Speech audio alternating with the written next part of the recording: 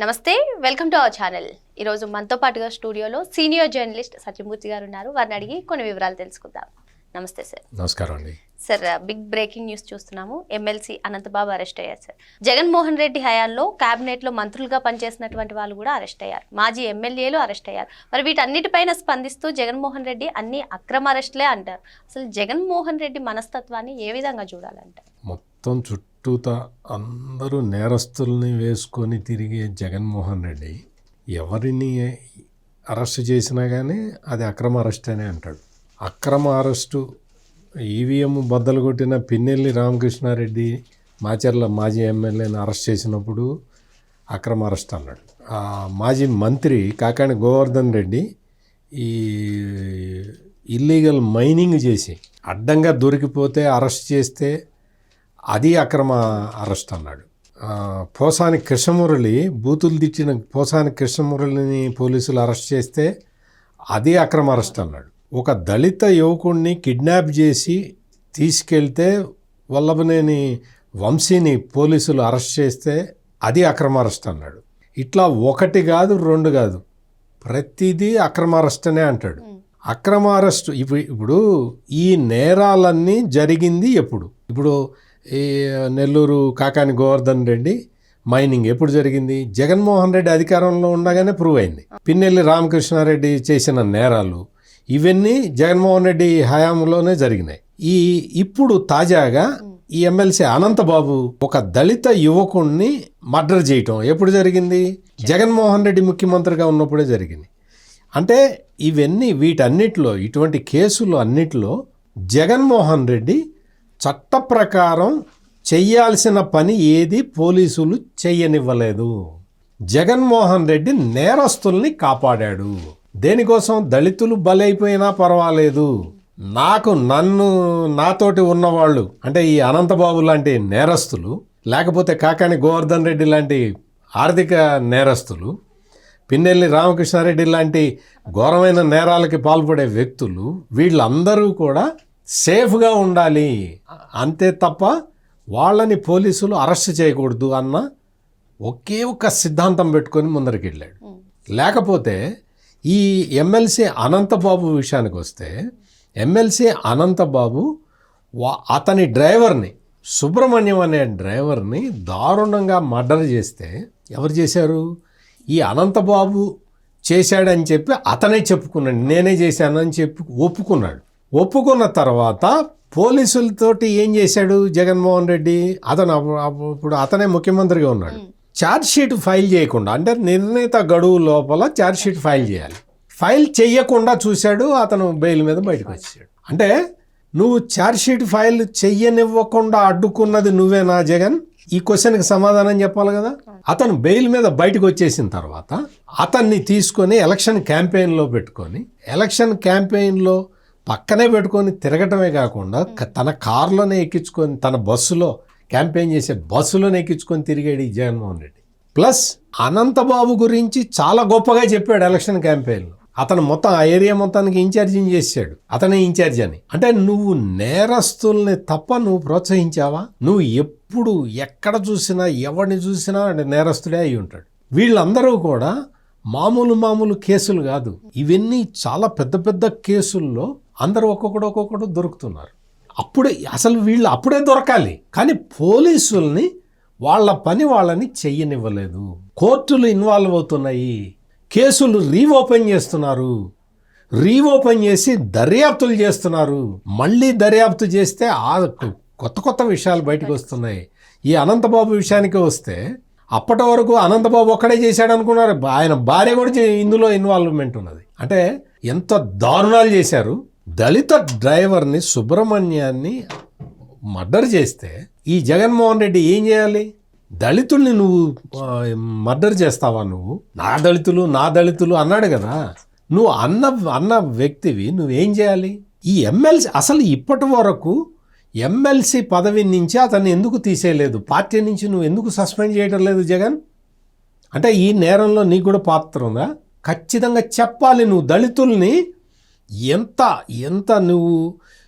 ఎంత మంది మీద నువ్వు అధికారంలో ఉండగా అటాకులు చేయించావు? పైకొచ్చి నా దళితులు అంటావు, చేసేవన్నీ ఇవే కదా. ఇటువంటి కార్యక్రమాలన్నీ చేసిన వ్యక్తిని నువ్వు వెనకేసుకుని వచ్చి నువ్వు ఈ రోజున మళ్ళీ కేసు రీఓపెన్ కూడా ఎట్లా అయింది? కోర్టు ఆదేశాలతో అయింది. రాష్ట్ర ప్రభుత్వం కోర్టుకి చెప్పింది, అయ్యా మాకు ఈ కేసులో మేము రీఓపెన్ చేయాలి దీన్ని ఎందుకు అంటే ఇంకా చాలా ఆధారాలు సేకరించాల్సి ఉంది అని చెప్తే కోర్టు పర్మిషన్ ఇచ్చింది. మీరు రీఓపెన్ చేయండి అని చెయ్యకూడదని వెళ్ళాడు ఈ అనంతబాబు. రీఓపెన్ చేయడానికి వీలు లేదని కోర్టులో వాదించాడు. అంటే ఇవన్నీ చేసిన తర్వాత కూడా పోలీసులు కేసును పకడ్బందీగా దర్యాప్తు చేసి, ఇప్పుడు ఈ సీసీటీవీ ఫుటేజీలన్నీ ఇప్పుడు బయటపడ్డాయి. ఇవన్నీ ఎప్పటివి? జగన్మోహన్ రెడ్డి ముఖ్యమంత్రిగా ఉన్నప్పుడు. అప్పుడు ఎందుకు బయటికి రాలేదు అంటే జగన్మోహన్ రెడ్డి క్లియర్గా ఈ ఎమ్మెల్సీ అనంతబాబు చేసిన హత్యతోటి డైరెక్ట్ ప్రమేయం జగన్మోహన్ రెడ్డికి ఉన్నది. జగన్మోహన్ రెడ్డి అంటే ఇటువంటి నేరస్తుల్ని పట్టుకొని శిక్షించాల్సిన ప్లేసులో ఉన్న జగన్మోహన్ రెడ్డి సీఎంగా తన అధికారాన్ని దుర్వినియోగం చేసి దళితుణ్ణి మర్డర్ చేసిన వ్యక్తిని కాపాడాడు అనేది ఎస్టాబ్లిష్ అయిపోవటంలా. లేకపోతే నువ్వు కనీసం ఎమ్మెల్సీ పోస్ట్ నుంచి అన్నా సస్పెండ్ చేసి ఉండేవాడివి కదా, నీ పార్టీ నుంచి బహిష్కరించి ఉండేవాడివి కదా. అవన్నీ చేయకపోగా కేసు నుంచి అతన్ని కాపాడిన వ్యక్తి వైఎస్ జగన్మోహన్ రెడ్డి. అనంతబాబుని కేసు నుంచి కాపాడి ఆ కేసుని మొత్తం మూసేసి పోలీసుల్ని మేనేజ్ చేసి అతను జైలు నుంచి బయటికి రాగానే అదే పోలీసుల్ని ఆదేశించి పోలీసులు వెళ్ళి అతనికి సన్మానం చేశారు. ఎట్లా చేశారు అంటే పోలీసుల్ని బెదిరించి లొంగ తీసుకొని ఈ జగన్మోహన్ రెడ్డి చేసిన అరాచకాలు అన్నీ ఇన్ని కావు అని ఈ రోజున ఎమ్మెల్సీ అనంతబాబు అరెస్టుతోటి మళ్ళీ ఒక్కసారి ప్రూవ్ అయింది. అంటే ఇటువంటి నేరాలు ఎన్ని చేశాడు, ఎన్ని చేయించాడు.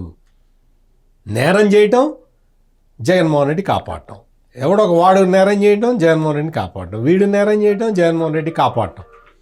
ఎంతమంది దళితుల్ని, ఎంతమంది మైనారిటీలని, ఎంతమంది బీసీలని ఊచకోత కోసిన వ్యక్తి, ఆ వ్యక్తులందరినీ కూడా సపోర్ట్ చేసిన వ్యక్తి జగన్మోహన్ రెడ్డి. లేకపోతే ఇంత అనార్కిజం సమాజంలో, ఇంత అనార్కిజం జగన్మోహన్ రెడ్డి టైంలో స్ప్రెడ్ అయింది అంటే కారణం ఏంటి? పాలకుడు కరెక్ట్గా లేకపోవటం వల్ల జరిగిన పరిణామాలు ఇవన్నీ. అతనే కరెక్ట్గా ఉంటాడు, జగన్మోహన్ రెడ్డి కరెక్ట్గా ఉంటాడని ఎవడనుకుంటాడు? అతని మీదే ఆర్థిక నేరాలకు సంబంధించిన కేసులు పెండింగ్లో ఉండగా జగన్మోహన్ రెడ్డి ఫ్రెండ్స్ అందరూ ఎవరు? అందరూ వీళ్ళే, అందరూ క్రిమినల్సే. ఎవడన్నా మామూలుగా మంచిగా ఉండే వ్యక్తి ఎవడన్నా ఉన్నాడా జగన్మోహన్ రెడ్డితో? ఒక్క పేరు చెప్పండి.